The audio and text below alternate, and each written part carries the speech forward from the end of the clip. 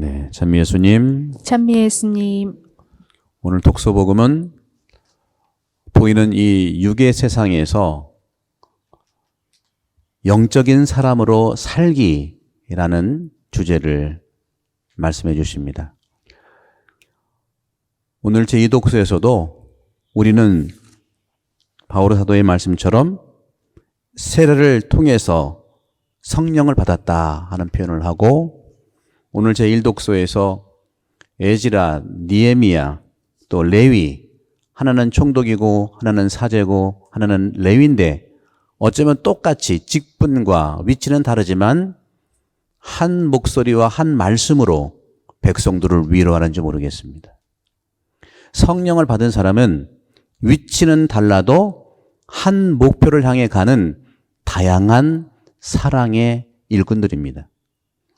오늘 복음도 말씀의 종이라는 표현도 나오고 서문이니, 루카복음 서문에 테오필로스에게 보내는 이 루카복음 수신자, 하느님의 말씀의 종 테오필로스, 그리고 오늘 예수님께서 주님의 머리 위에 기름을 바르고 오늘 말씀하신 대로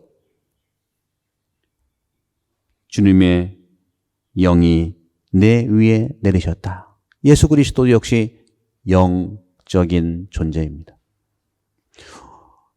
에즈라나 니에미야나 레위나 그리고 사도 바오로나 세례를 통해 성령을 받은 우리 모든 사람이나 우리 모두는 영의 사람의 아이콘이고 중심인 예수 그리스도 안에서 살아갈 수가 있는 겁니다. 그러면 성령을 받은 사람들, 영의 사람들은 어떻게 사는 사람일까요? 특징이 3-4가지가 있어요. 첫째, 영을 받은 사람은요, 자기 스스로를 보존합니다. 자기를 발견하게 해요. 자기를 발견하려면 내 안에 나와 숱하게 접촉하고 소통을 해야 되는 거죠. 내 안에서 나를 접촉하면 내가 발견하게 되고, 그 발견된 내가 바로 세상 안에서도 나를 발견한 나와 함께 바로 옆에 있는 사람과 또 친교를 이루고 나를 발견하게 되는 거예요. 보존이라고 하는 선물이 있어요. 보존. 나를 보존하게 하는 겁니다. 나를 내팽개치고 나를 정말 함부로 내가 하지 않고 나를 판단하지 않고 나가 얼마나 존귀한 존재인지를 보존하게 하는 능력이 있고, 두 번째는 잘 보존된 내가 그 보존된 내 가치와 내 정체성을 그대로 유지하게 합니다. 유지. 나를 나답게 보존하고 또 나다운 내가 그대로 살아가도록 유지를 하고, 그리고 성장하면서 핵심적인 영을 받은 사람은, 영의 사람은 이 육의 세상에 살다 하더라도 성숙하게 됩니다. 그래서 견진을 받는 거죠. 견진은 성령의 은사를 받는 거 아니겠습니까? 성숙한 삶을 사는 거예요. 그 성숙한 삶의 모델들이 제1독서에서 에즈라, 느헤미야, 레위, 당연히 오늘 바오로 사도가 고린토전서 12장을 말하고 있죠. 12장의 은사 중에 은사가 13장의 사랑이라는 거예요. 모든 은사는 다르지만 은사의 공동 목표가 사랑이라는, 그래서 13장의 사랑의 이야기가 나오는 거예요. 고린도전서는 12장, 13장, 14장이 굉장히 중요한데 13장 사랑을 중심으로 해서 은사와 그 다음에 식별이라는 내용이 나오는 거예요.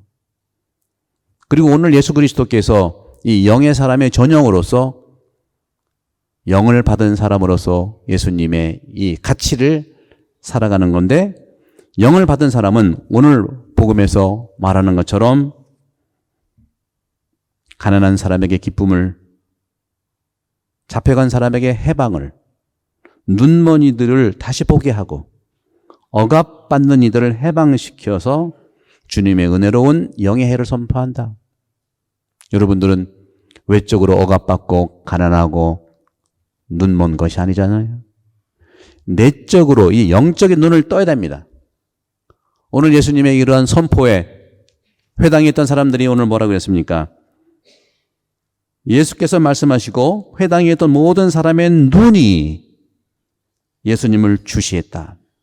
영적인 눈인 거죠. 육적인 눈으로는 이런 영의 세상을 바라볼 수가 없어요.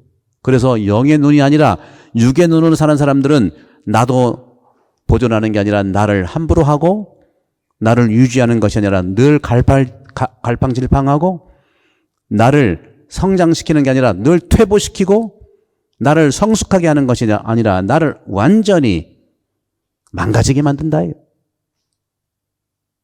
이것이 역사의 현실입니다. 오늘 제2독서에서 얘기하는 게 다 그런 내용들이죠. 일치와 균형을 이루는 겁니다. 영을 받은 사람들은 말씀드린 대로 보존과 유지와 또 성장과 성숙한 영의 사람은 핵심적인 그 삶의 태도가, 영의 눈을 가진 사람은 핵심적인 영의 그 태도가 어떻게 나느냐?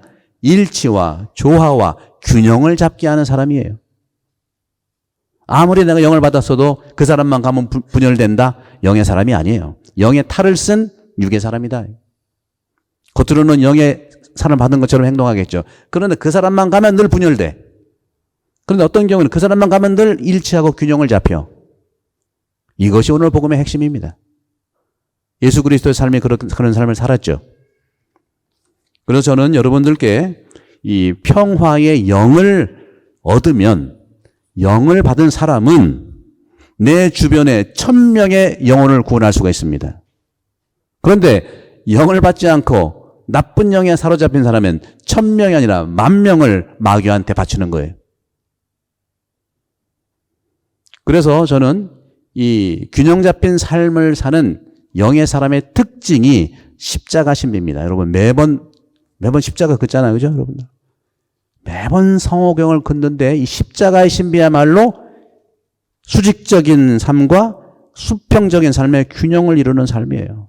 십자가는 수직과 수평의 균형을 정확하게 잇는 겁니다. 그런 점에서 이 균형 잡힌 사람의 영적인 사람은 여러 가지로 십자가를 삶을 통해서 천국을 지금 살게 하는 것이죠. 사실 우리는 십자가의 수직적인 삶, 우리 오늘 한국말을 모르는 우리 교우가 오셔가지고 영어로 할 수는 없고 설명 좀 해주시면 고맙겠어요. 예.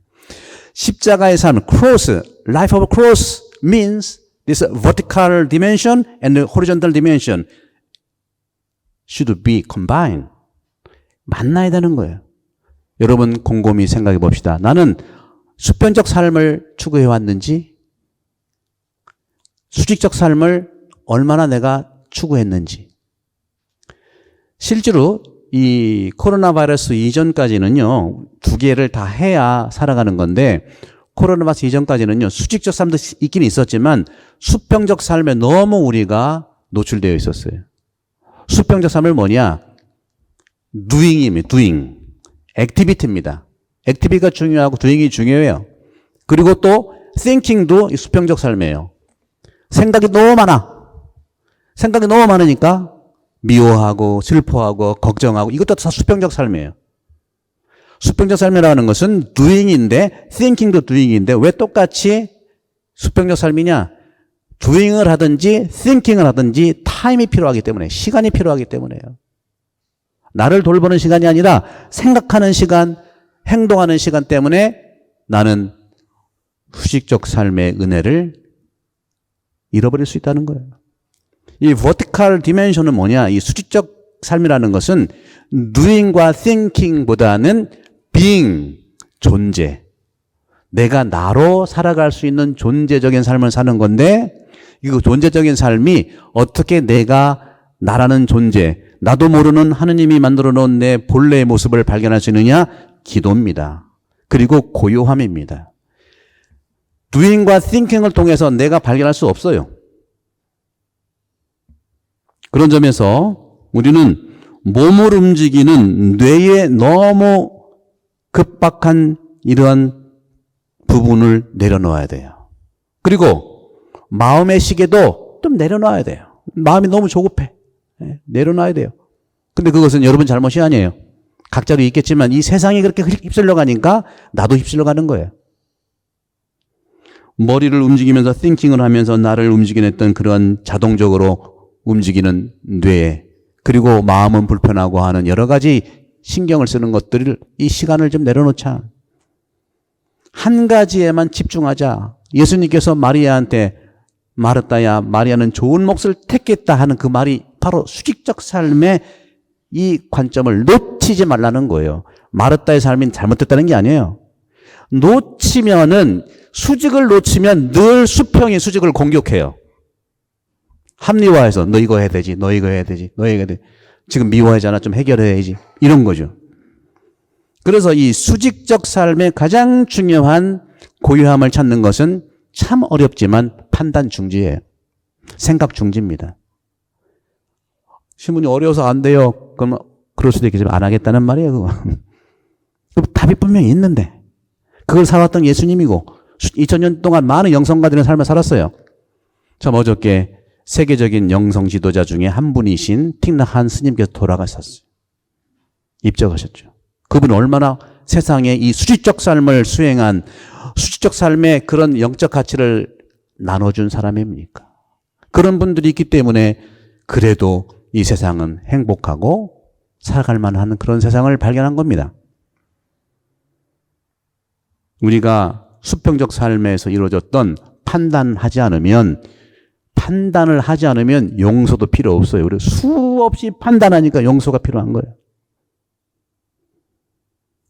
근데 그 여러 가지 이런 불편했던 마음, 이 에고를 제거한다면 용서는 없는 거예요. 용서의 삶은 에고 때문에 나오는 거거든요. 영의 기름을 바른 분들은 지금 현재를 사랑하는 겁니다.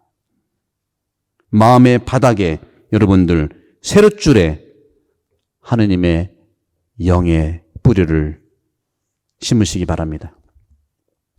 사람은 기본적으로 아무리 수직적인 삶을 살려고 해도 밸런스가 안 되게 돼 있는 건 사실이에요. 여러분들 난 안 된다 너무 걱정하지 마세요. 나는 기본적으로 내 에고가 있고 내가 독립적이기 때문에 같은 부부라 하더라도 독립적이기 때문에 나 먼저 생각하게 되어 있어요. 그리고 어떤 면에서는 내 생각에 갇히기 때문에 폐쇄적일 수밖에 없는 부분도 있어요. 하지만 이것만 가지고서는 우리는 수직을 잃어버릴 수 있기 때문에 밸런스를 맞추는 기도와 고요함과 판단 중지와 생각 중지를 일주일에 몇 번씩이라 해가자는 거예요. 그래서 제가 유튜브에도 하루 마음에 품는 말씀을 하는 겁니다. 그 3분만이라도 생각 중지, 판단 중지, 두잉 중지를 해보자는 거예요. 영은 나를 먹여 살립니다. 육이 나를 먹여 살리는 것 같죠? 실제로는 영이 나를 먹여 살려요. 어떤 나를? 영혼을 먹여 살립니다. 1차적으로 생각과 마음을 먹여 살리고 영이 나를 먹여 살리는 그 증거는 평안과 평화를 주기 때문에 그런 것이죠. 수평의 균형을 맞추기 위해서 수직을 회복하는 방법을 찾아야 됩니다. 과거가 존중돼야 되지만 과거에 빠지지 않도록 수직을 늘 우리는 기도하고 고요해야 됩니다. 미래를 기대해야 되지만 미래에 불안하지 않도록 수직 회복해야 됩니다. 지금 이 시기가 바로 그런 시기예요. 어떻게 외적으로라도 그런 시기를 만나지 않습니까? 수직적 회복을 하지 못한다면 계속 수평은 doing과 thinking과 activity는 나를 공격하게 되어 있어요. 그러면 아픈 거예요. 상황이 나빠서 내가 고통스럽기보다는 수직을 마련하지 못해서 고통스러운 게 더 많아요. 생각 때문에 아픈 거거든요. 그런 점에서 오늘 저는 여러분께 말씀을 드립니다. 하루에 3분이라도, 하루에 5분이라도 내가 하느님의 눈을 바라봅시다. 그러면 하느님은 내 눈을 바라보기 때문에 내 눈과 하느님의 눈은 같아지는 거예요. 계속 보는 눈만 본다면 오늘 회당에서 예수님을 바라본 그 눈이 과연 열릴 수 있을까요? 사랑하는 눈도 역시 마찬가지입니다. 오늘 주님께서 말씀하시는 성령의 힘으로 주님의 영이 내 위에 내리신 것을 믿으시고 세례성사 때 받은 영의 작용을 통해서 기도하고 고요하고 평화롭고 은혜로운 그 하루에 몇 분이라도 수직적 은총을 가득히 받아 수평적 어려움과 잘 조화를 이루면 그런 영적인 삶이 될 수 있도록 오늘 하루 기도하도록 하십시다.